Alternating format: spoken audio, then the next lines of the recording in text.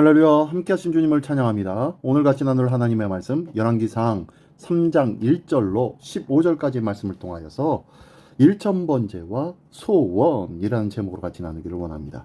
자, 제목을 보면 알 수 있듯이 우리는 일천번제 하면 가장 먼저 떠오르는 사람 누구요? 예, 솔로몬이죠.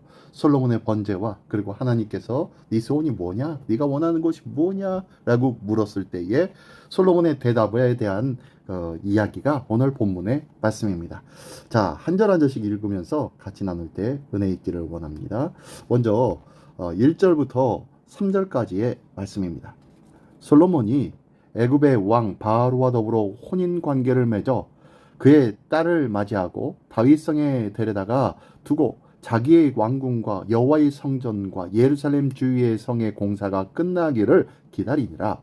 그때까지 여호와의 이름을 위하여 성전을 아직 건축하지 아니하였으므로 백성들이 산당에서 제사하며 솔로몬이 여호와를 사랑하고 그의 아버지 다윗의 법도를 행하였으나 산당에서 제사하며 분향하더라. 자, 이 본문의 말씀을 다시 한번 돌아보기를 원합니다. 하나님은 솔로몬의 예배를 받으시고 그의 소원을 물으시는 장면이 앞으로 나오는데요.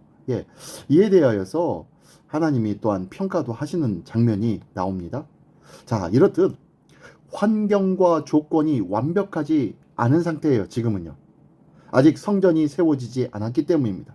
그러나 주어진 상황에서 최선을 다해 하나님을 사랑하고 예배하며 섬기면 되는 것이겠죠.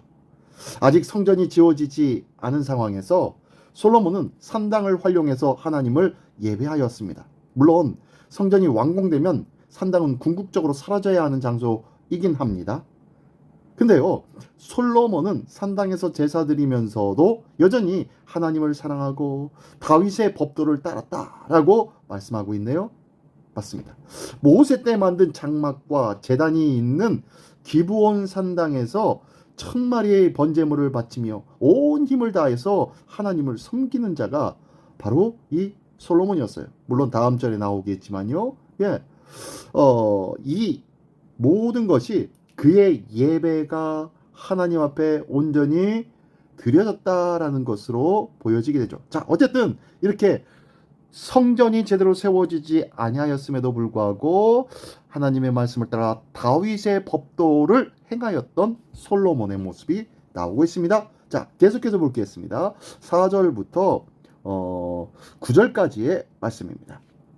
이에 왕이 제사하러 기브온으로 가니 거기는 산당이 큼이라. 솔로몬이 제단에 1000번제를 드렸더니 기브온에서 밤에 여호와께서 솔로몬의 꿈에 나타나시니라. 하나님이 이르시되 내가 내게 무엇을 줄고 너는 구하라. 솔로몬이 이르되 주의 종 내 아버지 다윗이 성실과 공의와 정직한 마음으로 주와 함께 주 앞에서 행함으로 주께서 그에게 큰 은혜를 베푸셨고 주께서 또 그를 위하여 이 큰 은혜를 항상 주사 오늘과 같이 그의 자리에 앉을 아들을 그에게 주셨나이다. 나의 하나님 여호와여 주께서 종으로 종의 아버지 다윗을 대신하여 왕이 되게 하셨사오니 종은 작은 아이라 출입할 줄을 알지 못하고 주께서 택하신 백성 가운데 있나이다. 그들은 큰 백성이라 수요가 많아서 셀 수도 없고 기록할 수도 없사오니 누가 주의 이 많은 백성을 재판할 수 있사오리까? 듣는 마음을 종에게 주사 주의 백성을 재판하여 선악을 분별하게 하옵소서. 예, 솔로몬의 1000번제 그리고 하나님께서 소원을 물었고 이에 대한 솔로몬의 답변이 나와 있는 내용입니다. 이 솔로몬의 제사, 번제, 이 예배는 하나님이 솔로몬에게 나타나 소원을 물으신 것으로 보면은 연락되어진 것이 확실한 증거인 것 같아요. 그렇습니다. 우리의 상황과 형편을 핑계하면서 예배와 순종의 삶을 소홀히 하지는 않았습니까? 우리 삶 속에 그럴 때가 많이 있잖아요. 핑계대기 좋잖아요. 이거 때문에 저거 때문에 하나님 앞에 나가는 것 이번 주에는 이런 일들로 저런 일들로 라고 하면서 우리가 자꾸 하나님 앞에 가까이 나가는 일에 대하여 제동을 걸고 있잖아요. 누가요? 상한과 형편이라는 핑계 삼아 내 자신이 상한과 형편을 핑계 삼고 있더라는 거예요. 근데 지금 이 솔로몬은요, 제대로 성전이 세워지지 않았음에도 불구하고 이에 대해 하나님 앞에 일천번제를 드리는 거예요. 상한과 형편이 중요하지 않다? 중요하지 않았던 거예요. 솔로몬이 가장 관심 있어 했던 것은 하나님과 아버지 다윗과의 관계가 나에게도 동일하게 있기를 간절히 소망하는 그 마음이었다는 거예요.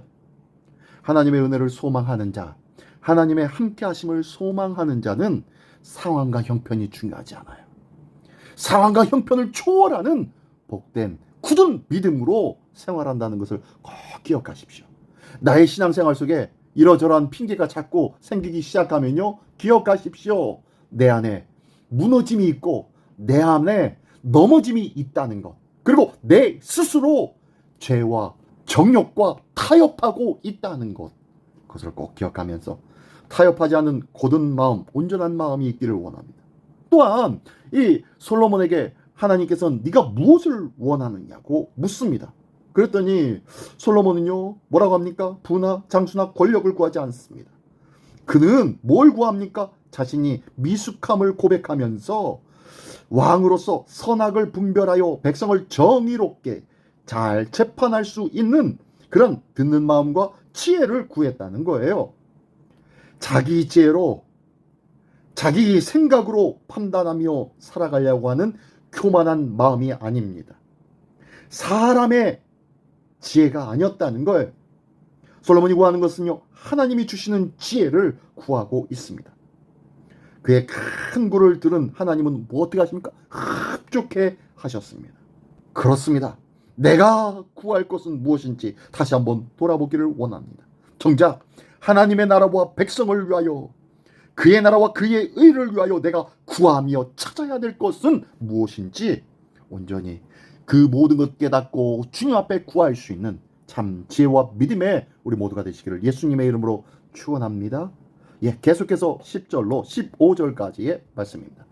솔로몬이 이것을 구하매 그 말씀이 주의 마음에 든지라. 이에 하나님이 그에게 이르시되 네가 이것을 구하도다. 자기를 위하여 장수하기를 구하지 아니하며 부도 구하지 아니하며 자기 원수의 생명을 멸하기도 구하지 아니하고 오직 송사를 듣고 분별하는 지혜를 구하였으니 내가 네 말대로 하여 네게 지혜롭고 총명한 마음을 주노니 네 앞에도 너와 같은 자가 없었거니와 네 뒤에도 너와 같은 자가 일어남이 없으리라. 내가 또 네가 구하지 아니한 부귀와 영광도 내게 주노니 네 평생에 왕들 중에 너와 같은 자가 없을 것이라. 네가 만일 네 아버지 다윗이 행함같이 내 길로 행하며 내 법도와 명령을 지키면 내가 또 네 날을 길게 하리라. 솔로몬이 깨어보니 꿈이더라. 이에 예루살렘에 이르러 여호와의 언약궤 앞에 서서 번제와 감사의 제물을 드리고 모든 신하들을 위하여 잔치하였더라. 아멘. 하나님의 뜻을 최우선으로 추구하는 사람을 위해서 아낌없이 하나님은 공급해 주시는 줄 믿습니다. 솔로몬이 그의 소원대로 이스라엘을 공의로 다스릴 수 있도록 지혜를 주셨을 뿐만 아니라 그가 구하지 아니한 부귀와 영광도 약속해 주셨습니다.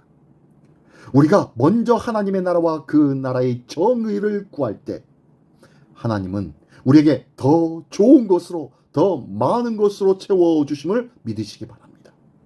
일상적 필요를 채워주실 뿐만 아니라 솔로몬 못지않은 지혜를 주시고 솔로몬의 진미가 부럽지 않는 말씀을 먹여주시며 솔로몬보다 더 아름답고 고귀한 그리스도의 옷으로 입혀주시는 줄 믿습니다.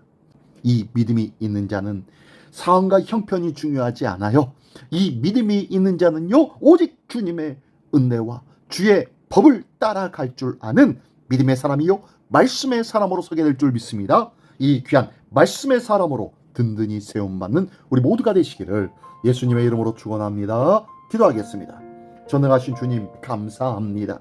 우리에게 수많은 종류의 사명을 각기 맡겨주셨을진데 이 귀한 사명들을 감당할 때 내 지혜와 내 방법과 내 방식으로 행하지 아니하게 하여 주시옵소서. 오직 하나님의 지혜와 말씀의 지혜와 은혜의 지혜와 성령의 인도하심으로 인도받는 우리의 삶이 되기를 원하오니 주님 도와주시옵소서. 이것이 참 지혜요, 이것이 참 총명한 마음인 줄 믿사오니 이 지혜롭고 총명한 마음으로 오늘도 체험받는 우리 모두가 되게 하여 주시옵소서. 모든 것에 감사드리며 예수 그리스도의 이름으로 기도드리옵나이다. 아멘.